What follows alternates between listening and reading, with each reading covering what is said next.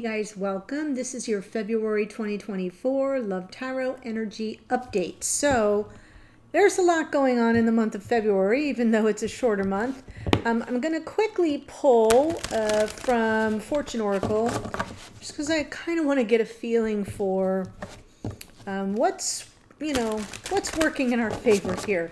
And then I'm going to go through some of the dates and astrological celestial events that are happening so that you can note them on your calendar because you're going to want to prepare.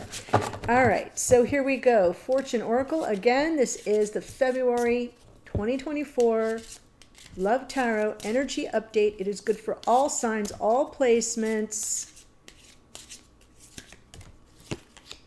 Oh, we get the World card, but of course, card 36. Be open to new possibilities in all areas of your life. And the reason why this is perfect is because we're opening the month in Aquarius season. The World card is Saturn, essentially. It's associated with the planet Saturn. And Saturn used to be the ruler of Aquarius before Uranus was discovered. And it's also the ruler of Capricorn. So Aquarius and Capricorn, as above, so below. There is the air element, the earth element. And what the World card is telling us is endings bring new beginnings, right? Things come full circle and then a lesson is learned. That's the domain of Saturn. Right? So then we can release it, close it out, and move on. And so I love that it says be open to new possibilities in all areas of your life, because it feels to me like what's happening in the month of February is so powerful that a lot of us are going to feel shook by it, being honest. And so it will help to know that beyond what seems to be either coming down in dramatic fashion, will pave the way for something new to come on the path. So before I begin the reading, in this reading, we'll look at the month of February in 4 1 week chunks. And it'll be your person's energy, your energy, and the energy of the connection. Remember, it's general, it's not personal or private, so it may not resonate for everybody, but it is overall energy for the collective. So the first thing to know about the month of February, and I have time-stamped this, so I just did the oracle. This is mainly the educational part, and then the tarot reading. So if you don't want to hear this, you can skip ahead. But we start with February, where Pluto has moved from Capricorn into Aquarius. He's going to sit there for a while. He will bounce back into Capricorn later, but for now, it's like our second turn with Pluto moving into Aquarius. He's sitting at 0 degrees, 28 minutes. So he's about halfway through that 0 to 1 degree point. What's happening in February that is so auspicious is all the personal planets are moving into the sign of Aquarius. And so in like their marching order, each of them, is coming past the grandstand to salute Pluto. I know it sounds crazy, but each planet is going to hit and conjunct Pluto, the great destroyer, and the planet of growth, change, and transformation. Okay? Some things have to crumble. Think of, essentially, the tower. Right? Each planet's going to come into Aquarius and immediately conjunct that Plutonian energy that feels kind of combustible before moving on its way. And now that I have said that, Mercury begins today. So Mercury is moving into Aquarius today on the 4th of February. He will only be in Aquarius for like just under 3 weeks. And his conjunction to Pluto will be tomorrow on February 5th. I am giving you East Coast times. And so what comes up with that as Mercury salutes Pluto is challenging thoughts, perceptions, notions, ideas, and communications. Got it? Difficult conversations, thoughts kind of being intrusive, serious, everything's very serious. But then he moves past, okay, and pretty quickly. On the 9th of February, we have the new moon in Aquarius at 20 degrees. So by the time the moon hits that peak of the new moon, which is when it comes to the sun, it's sort of toward the end of Aquarius. So it will be a very short-lived new moon. A few days later, on the 12th, Mars moves into Aquarius. And Mars moves into Aquarius on the 12th, and then on the 14th, because Mars moves a little slower than Mercury, it conjuncts Pluto. That's your Tower energy, because Mars is associated with the Tower card, and that Plutonian explosion sort of sets us up for, Mars is our actions, what we initiate, our decision making, our temper, our angry outbursts, hitting Pluto there on the 14th, which is Valentine's Day. I know not everybody buys into the Hallmark card season, but some people do find that lots of tensions build up. So if we have Mercury coming in first and some challenging communications early in the month, 4th, 5th, then by the 14th, all hell could break loose. So I'm telling you this as a service to help you so that you are understanding what is about to unfold astrologically and cosmically so that you can kind of rein things in and pull back on tendencies to be more explosive. 2 days later, Venus moves into Aquarius on February 16th. And she will conjunct Pluto on the 17th. And I always think of Venus and Pluto together, it happens once a year, is like Persephone and Hades. If you studied your Greek mythology, Persephone makes a deal with the devil and goes to the underworld for 6 months out of the year because her mother Demeter figures this out. Or Demeter, however those of you like to say it, right? Like the mother strikes a deal, like, nope, you can only have my daughter 6 months out of the year. Okay, but Persephone kind of likes living in the underworld. So I'm not as bothered by Venus conjuncting Pluto on the 17th because it gives us a chance to go into our own shadow, to go into the below, to go into where we want to settle scores. That would be Mars. But then Venus comes in and puts a salve on that and says, no need for that. You are a loving creature. So I kind of like that Venus follows Mars because she does cleanup detail. All right. And then on the 18th, the sun moves into Pisces and we're in the Pisces mansion and the energy shifts a great deal. Mercury will move into Pisces out of Aquarius on February 22nd. So he's spending less than 3 weeks in Aquarius and then moves into Pisces. The full moon is in Virgo on February 24th because Virgo and Pisces are opposite on the zodiacal wheel, and that's how it works. And then we have, as we close out the month, what should be the last day of the month, which is the 28th, but this year's a leap year, we have the superior conjunction with Saturn and Mercury, meaning Mercury is Kazimi, the sun. Mercury will be sitting in the heart of the sun. That's a little bit more powerful when he's retrograde, but even when he's direct, it's about conscious awareness of powerful lessons because Saturn's going to be there too. So it's like a triple decker sandwich, okay, with Mercury, Saturn, and the sun. And so conscious awareness of powerful lessons learned and a shift in our thoughts and perceptions from a more spiritual point of view because Pisces. So it's going to be like the Indiana Jones boulder from now through the 18th of February of personal planets bumping up against, like saying to Pluto, oh, hi, yes, we salute you. We know you're running the show. And then from the 18th to the 28th, we have a little softer experience. So I hope that gives you enough details on the month of February in and of itself. And now I'm going to pull for your connections. So we're moving into the tarot portion. Here we go. I will pull an overall, a card for the overall energy for the month of February. Oh, I love it. 6 of Swords. Like, yeah, moving beyond the turbulence. So the turbulence comes first. And then moving beyond it to some peace of mind, to some calmer waters. That's the theme of the month for your connections. 1, 2, 3, 4. Oh my gosh. 1, 2, 3, 4. 1, 2, 3, 4.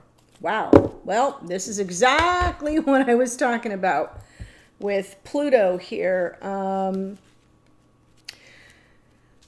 Ooh, goodness. All right. So when I look at your person who, I'm saying you're in the middle row because that's where most of the energy goes. Your person here in the first week, there's some progress that they want to make. There's a victory lap that they want to take. Second week, they're looking at some form of, right? Like what tools do I have at my disposal to manifest what I want? So the magician is Mercury.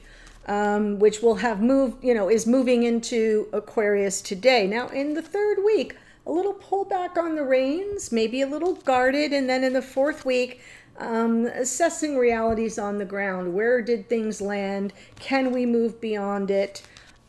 So it's like they're coming into the month. Pretty much get up and go, and then as the month progressed, pulling back. Maybe things move too fast, maybe they need to reassess, and that Two of Pentacles could be some undecided energy for you. You're coming into February with all the lights on. Ace of Swords, lots of clarity and or some epiphanies or awarenesses. And here is Neptune, which rules the sign of Pisces for your second week of February. You are pulling back a little bit and examining things from a safe vantage point as you seek some form of enlightenment. And what happens as a result of that is in the third week of February, you're doing a little more personal self-examination, right? And sometimes we have to take ourselves off the grid to do that. That's not imperative, but it seems to me that because your person will be pulling back a bit, it may inspire you to say, oh, snap, I gotta, like, what's my agenda here? What's the deal? Why am I acting the way that I act? Why am I seeing things the way that I see them? What's my part of it? And then in the fourth week, we have the King of Swords, and the King of Swords is associated with the sign of Aquarius. So as we're leaving Aquarius and entering the last week of February with Piscean energy, it's like, what's my plan? What's the strategy? But it could also be someone that, pulls away, might be a little cool and aloof and distant and a little bit more focused on the strategy. And I'm almost seeing you kind of pulling back and holding back, examining yourself, of course, but then maybe getting a lot more strategic about things. So this King of Swords could actually be those of you watching. For the connection, first week, Six of Pentacles, like I'm seeing here, there's something very much kind of coming back and forth. It feels like you're being equally generous with each other. There's time available. That's the hallmark of the Six of Pentacles. Isn't just about equal give and take. It is about some measure of generosity, right? I give, you give. And that's how we work this thing. Now, in the second week, it's about choosing the path. So this connection where it's like, well, we're having this dialogue about what our needs are, our respective needs, and then we're choosing the path forward. In the third week, there's a little bit of a dust up. Okay? The Seven of Wands is coming through as some, defensiveness, resistance, some pushback, or some demands being made, and then we close out the month here with Tower energy. So what I like overall is that we're going to move beyond the Tower to the calm, but we close out with some more tense energy than I projected. But we'll look what the clarifiers have to say. So let's start with the Six of Swords.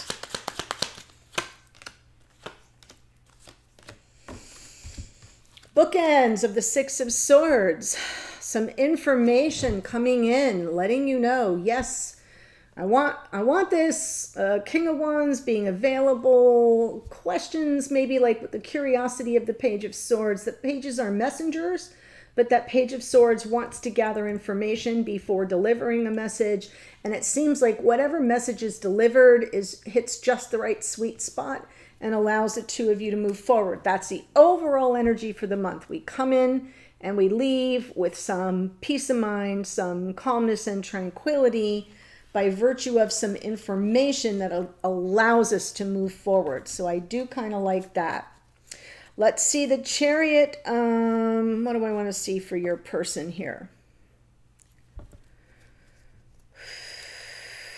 I feel like I want to see the Magician with the Chariot, weeks 1 and 2.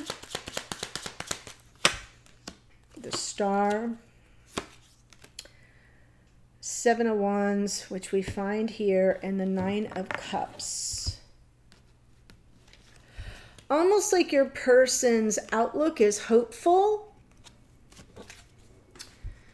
They're kind of taking a stand for what they want, moving forward, manifesting something that brings a lot of wish fulfillment. That's the goal. That's the agenda, right? That's what they're sort of hoping for.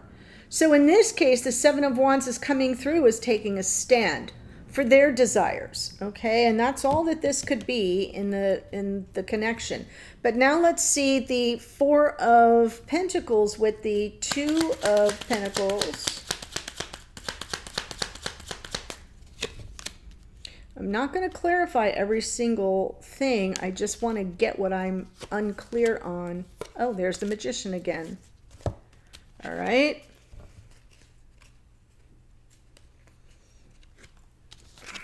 I feel like this person is kind of coming through, holding back a bit, and maybe putting on a more, like, with the Page of Wands, it seems a little bit like a false front.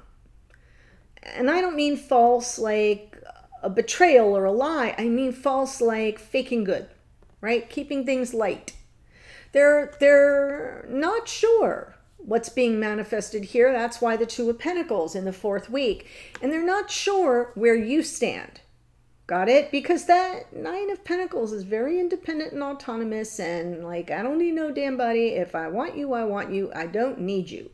And that's sort of what is underneath the situation that has this person pulling back a little bit and maybe coming across a little, you know, more cheerful and lighthearted and flirtatious, like nothing, like I'm a duck, water rolls off my back kind of a thing. And it leaves them struggling with, I don't know what I'm really dealing with here. So I'm going to pull an extra card for the 2 of Pentacles. It does happen to be the card that I was the most uncertain of. Let's see, that 2 of Pentacles. Why is it 2 of Pentacles here? Ooh, Justice. 10 of Swords, Judgment. All right, so things might go a little wonky. Not surprised in the month of February, but it seems in the final chapter, in the final analysis, everything kind of comes back in. We close out a painful part of the cycle. We have some forgiveness, redemption, second chances, reunion, reconciliation coming through that sort of puts the things back into balance. And I do feel that's why this person may stall for time. Because instead of ending something for good, there is a goal here of resurrecting something that may slightly go off the rails. Got it? So now for you, Ace of Swords, Hanged Man. We've got some powerful energies here for you. What I want to look at, Ace of Swords, Hanged Man. Ace of Pentacles, 4 of Cups, 10 of Wands. Kind of love this because this ace feels like it's Mercury, you know, in this first week, as of today, Mercury moving into Aquarius, going by Pluto, and you're all about the new beginning or some form of commitment or up-leveling of this connection, but yeah, 4 of Cups, right? Why am I feeling so dispirited here? I just don't like this feeling. I want to unburden myself of this feeling, which is basically the meme I posted today on the community channel is about unburdening oneself. Like, It says you don't realize how much weight you're carrying until you feel the release of that weight, right? And I feel like that's what I'm seeing going from the first week, moving through the second week, is that examination from a safe vantage point, looking at the bigger picture.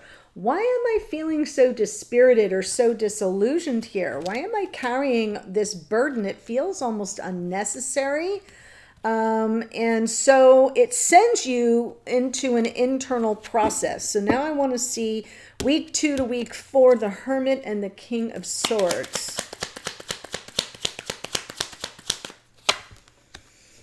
Ace of Swords, there it is. Empress, 2 of Pentacles. Wow, some pretty mirrored energy here. You might have to get strategic. I almost feel like this person is too, only their strategery employs sort of like let's not ruffle the feathers or rock the boat approach. So this person's going to pull back a little bit, 4 of Pentacles, and use that Page of Wands as sort of like just keeping the lid on things as they're trying to manifest some clarity around what they're really dealing with and getting things back on track at the end of the month, right? And so there you come with that same 2 of Pentacles. Let me get these cards up for you. Kind of like it, and I do feel that you're doing 2 things. You've got some internal process based on this Ace of Swords, the clarity, that Mercury moving into Aquarius is going to leave between the 3rd and 4th week, right? So you're kind of holding on to what insights came in from it, coming from this open, receptive, divine feminine energy, but you're not sure what you're dealing with either. So you're going to be in some, I do feel this King of Swords is mostly your energy. It could be shared, but it feels like it's mostly yours. It doesn't have to be a person. It can be an energy of like, I want to do the right thing. I don't want to act in haste. I want to be a stand-up person. I care about my integrity, my honesty. It's very strategic. And so I feel like you may stall for time. They may stall for time between weeks 3 and 4 of the month. And what I mean by that is instead of popping off and having everything kind of come apart, you're each pulling back at the appropriate time to give the connection some breathing room, to give yourself time to process those thoughts and perceptions before speaking them into existence. So when I look at your connection, I'm most intrigued by this 2 of Wands to the 7 of Wands. From the point where you're choosing the path, deciding what you want in a world of possibilities, and then the 7 of Wands feels where tension ratchets up. So 2 of Wands to the 7 of Wands. Temperance. 4 of Pentacles again. Oh my God. King of Swords. Do you see what's happening here? Okay, before I clarify and before I interpret, I want to see this 7 of Wands with the Tower.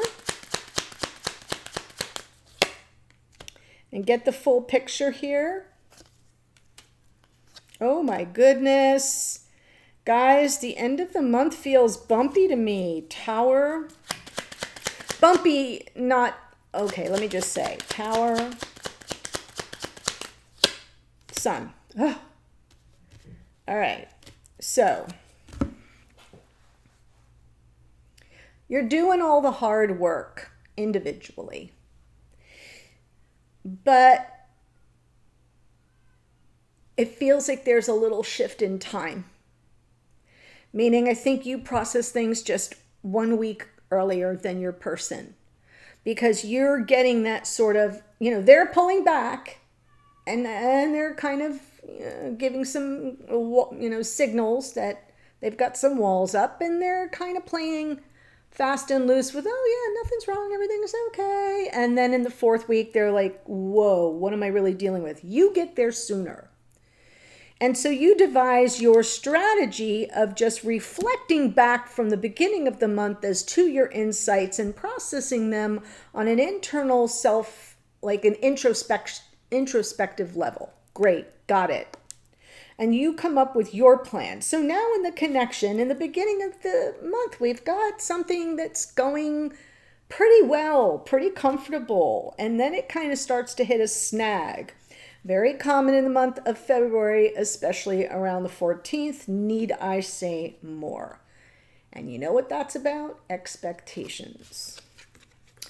So when I'm looking at this, I'm seeing this, well, where are we at? What are we doing? Being patient. Temperance is about self-control and restraint. And there's that Four of Pentacles. Walls being erected a mile high, and one and or both of you kind of being a little less chatty about things, or very selective about what is said, and formulating your strategy. That's coming more from you, quite frankly, than from your person, but it could be a little bit shared. And that Seven of Wands is where you kind of step up and either get defensive and resistant to something and or take a stand. No, I know what I want. I know what path I'm choosing, and I'm taking a stand for that, and I'm not going to be moved off my position. Okay, so now that I see that, I'm taking the next phase of the reading. I've got the Death card, the Eight of Swords, and the Devil underneath with the Tower. And there's tremendous potential for everything to blow up. But that doesn't mean that has to happen. That's more likely to happen around week 2 to week 3, quite frankly. But it feels to me like taking a stand for growth, change, and transformation. The Death card is ruled by Pluto. All these planets are going to pass by Pluto. Remember I said salute?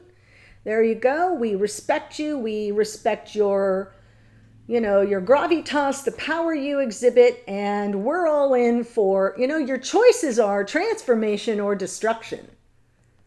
And there's a little bit of stuck energy between week 3 and week 4, and then all the shadow comes to the surface. It's lingering in the background, but it's there. It's right under the surface for both of you. Egoic fears and resistance, moving from, some energy of free will to something that feels like, I have to control this situation. It can go in a really tough direction, but what I like that I'm seeing here is by the end of the 4th week, we have the sun breaking through, which we see in the Death card right there in the background. There's the sun breaking on the horizon. So things may get a little sticky, and there may be some shadow artifacts, some fears and, resistance coming to the surface. But what are you willing to fight for here? Seven of Wands.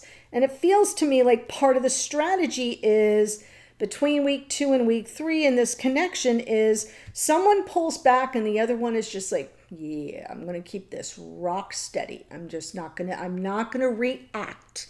I'm not going to be reactive. I'm going to be proactive.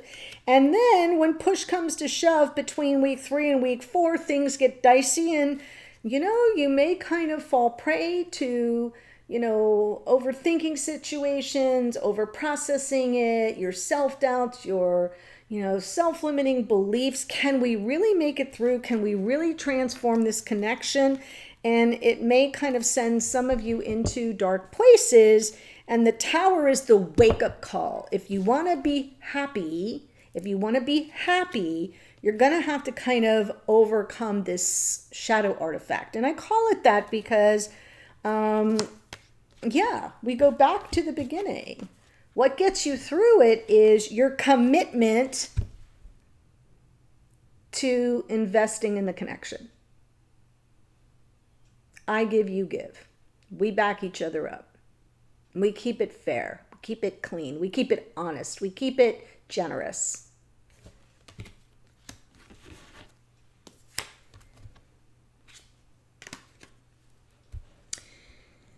Yeah.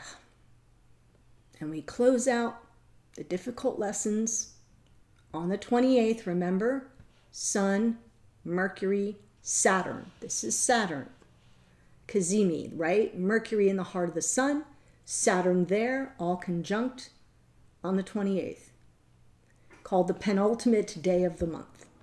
We get one extra this year because of leap year, but that's not an astrological thing. That's a Gregorian calendar thing, and it doesn't speak to me. But endings and new beginnings. So I do feel there are some aspects of these connections that you have that are gonna kind of be put to the test.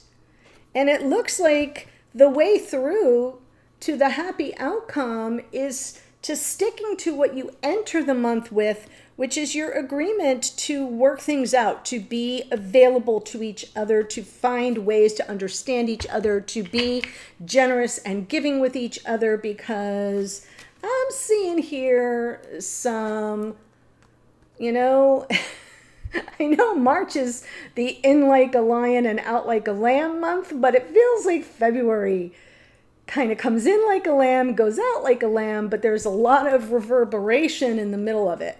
I hope that makes sense to those of you who speak the vernacular of the seasons. But powerful, powerful reading. Do you see what I'm saying about February being this, normally an innocent month? No, not this time around. Lots of movement into Aquarius, which is powerful enough, but that each personal planet has to pass Pluto.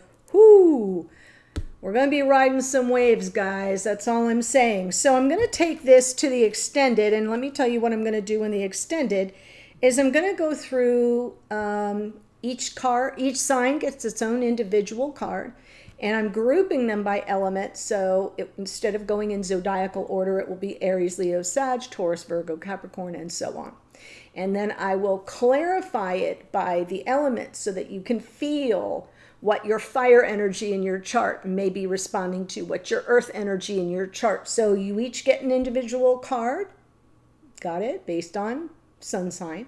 And then you get sun, moon, rising, Venus for your fire, your earth, your air, your water. Really beautiful, and I clarify all of that. I've really been enjoying doing them. The link to that is in the first sentence of the description box below. Here's our astrology. Well, I'm going to start with our world card, which is Saturn. That was your oracle. Be open to new possibilities in all areas of your life. And that's the last card out and the first card out. Powerful. King, that's Aquarius and Capricorn. King of Wands is Leo. Page of Swords, Gemini, Libra, Aquarius. The Chariot here is Cancerian energy. The Star is Aquarius. Magician is Mercury, which rules Virgo and Gemini. We've got the Page of Wands, Aries, Leo, Sag. The Magician is out for a second time. 9 of Pentacles is Virgo. We have Justice is Libra, Pluto right there in the Judgment card, which rules Scorpio. Hanged Man is Neptune, which rules Pisces. Hermit is Virgo. We've got the Empress is Venus, which rules Taurus and Libra, coming in right when she moves in to Aquarius. King of Swords is Aquarius and comes out twice. Lots of Aquarian energy here, doesn't surprise me. We have Temperance is Sagittarian energy. The Death card is Scorpio, Saturn, right? We've got Capricorn in the Devil, which is ruled by Saturn. Mars here in the Tower, which is ruled by Aries. This feels like Mars moving out of Aquarius and into Pisces, because what lands on it is the sun. After things kind of shake, after the earthquake, the sun comes out, ruler of Leo, and we close with the World, endings and new beginnings, Saturn. So really beautiful, powerful reading. I know it ran a little longer than this usually does, but I had a lot to explain to you about the shortest month of the year. I'm heading to the extended. I will see you there. I'm wishing you a beautiful February.